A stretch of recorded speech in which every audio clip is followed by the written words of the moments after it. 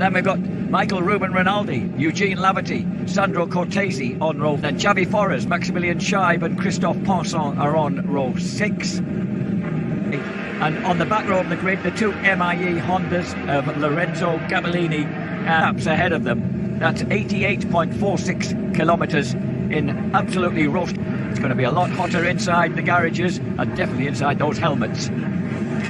Over bike number 45, but he doesn't get the best of starts. It's the Kawasaki of Jonathan Ray. They go cleaving round at turn 1, but it's Jonathan Ray, the dominant world champion, who leads the way.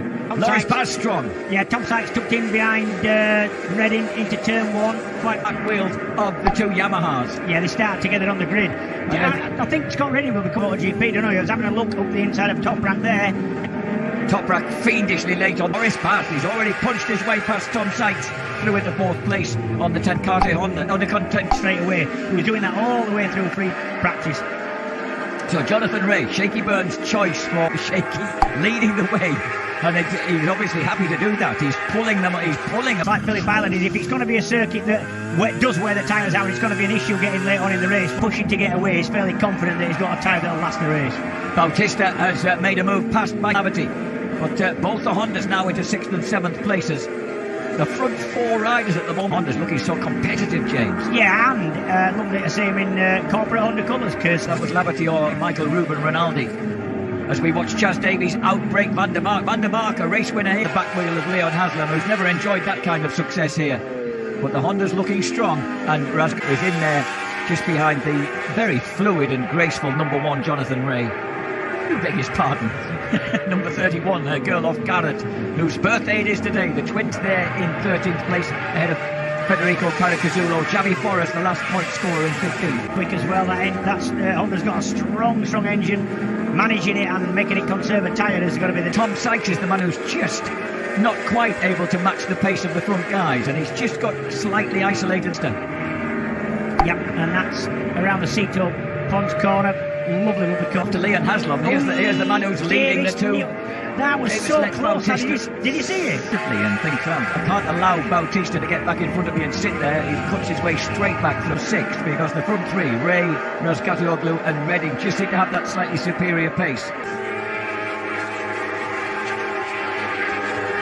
This is a wonderful set.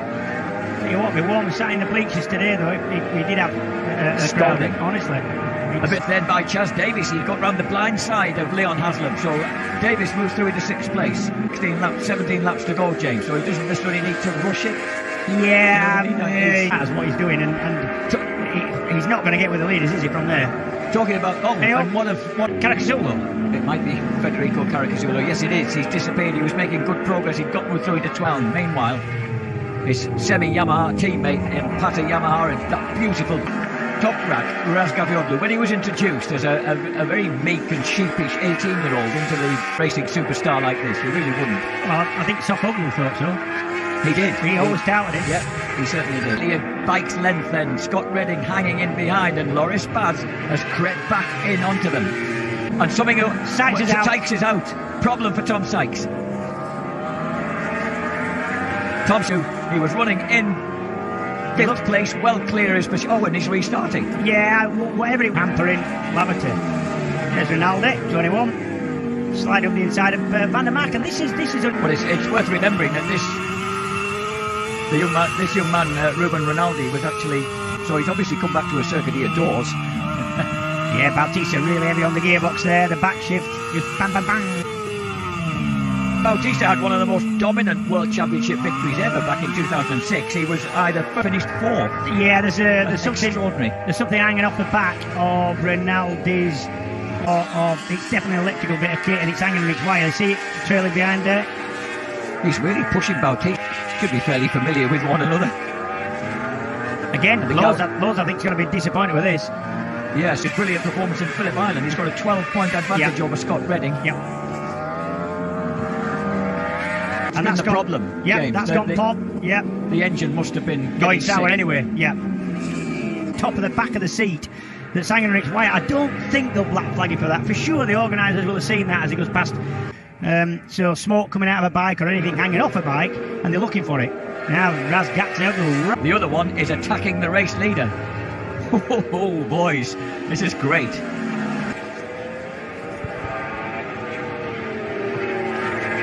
Loris, of course, Misano, Donington Park and Magny-Cours when he appeared after missing the first 5 rounds and clinched the top of that best result.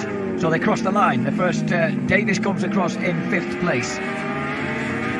Pace there. Who's that? Davis. Yes, he has got really put 141.4 on that lap. How many times have we seen this though?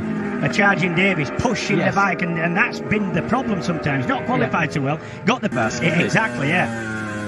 So beneath a cloudless sky, on board with Scott Redding, this time, and the Kawasaki pull out of the corners, is there? Quite the measure of that grunty V4 Panigale. Yeah, hey, that was impressive. Here comes Redding. What if he keeps pinching away? What you need to do is set something up with the rider who's going to, there you go. That was a slipstream and power down. A little bit of frustration creeping in there, I think, to Scott's riding there. Tom time-lapse. I was just going to say it's very much a test session now for Tom Sykes.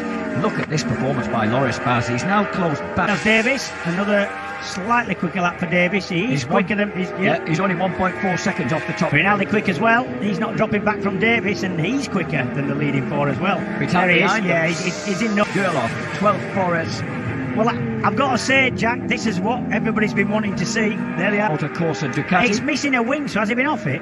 He's missing one of the wings, look. He looks very clean for someone who's been off it. Yeah. Redding, full-blooded drift in pursuit of Jonathan Ray. And it looks like his frustration and Carter Yam. And what did we see last year from Scott Redding? He came strong towards the end of the races. You'd expect that from a rider who spent as long as... And he certainly, judging by Brad Jones's report of attempting to go cycling with him on a training run, I was scarcely able to drive home after it. And if he's going to get past Jonathan Ray, if he's decided that's what he wants to do, maybe Ducati will have the legs just on the Kawasaki top end, and he needs to use a slipstream and put himself in a position where he can... Oh no, Raskasioglu's back with him.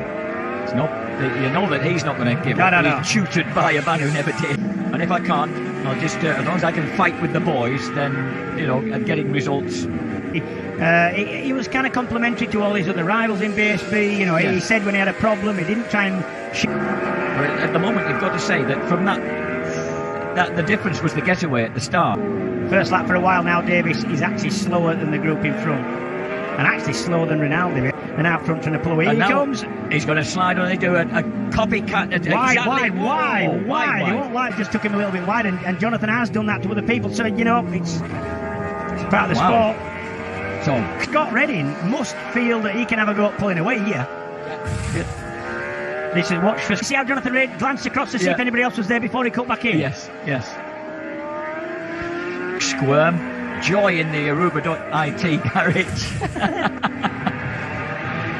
Loris Baz, 5 laps to go for the tall, fair-headed Welshman.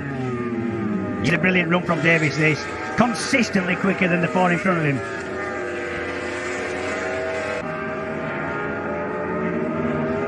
Five laps to go. Race 1. World Superbikes are ahead. Not if he's going to do anything about... wide for...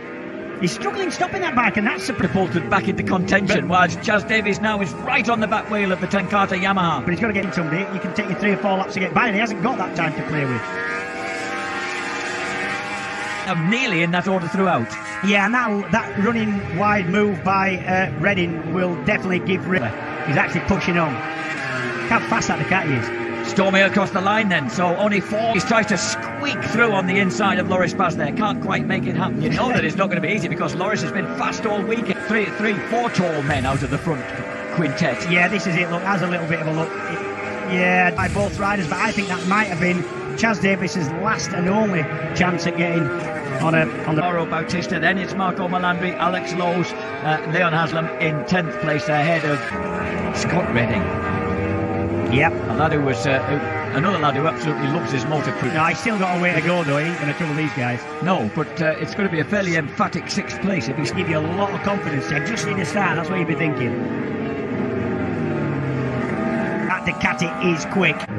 What Davis has got in his favour is that Ducati is quick, which would be a massive ride for him. It would, from where he came from. Yep. Very late and very sharply. He's got not quite a replica of Carter. Yeah, knowing Carlos, he probably did. So, number 33 on the Barney Championship. I'm going to say, meanwhile at the front, though, there's a 4-way battle for the lead here. And it looks to me as if it's a three-way battle for second. He looks pretty epic to me. Then he's got this. Yep, I think you're right. Aruba on IT, Ducati is well ahead of that, well aware of that. Toprak is still there in third place on the Blue Yam. Sufficiently clear of Michael Room. Oh, Chaz, be careful! A typical throbbing two-wheel. And he wants to make his move on Toprak, and he's not. He is going to squeeze through. No, he can't, and that will cost him dear. He's going to squeeze through. No, he can't, and that will cost him dear on the exit. I still think he might have a go at this because he's got one more straight to go. He just missed out a bit by not getting the final turn to his liking, I feel. This is where he needs to be quick now. He needs to get a good run. He's in the perfect position now to use that Ducati. He's got to get the drive out of here. Toprak will know what he's planning as they line. Toprak's there. He can't do anything about it, the Welshman. He's got to tuck back in. That could be his the long way around, which gave him a better sort of line into that hairpin. So they're trying to do it. Oh, no, and that cost him. That's cost him.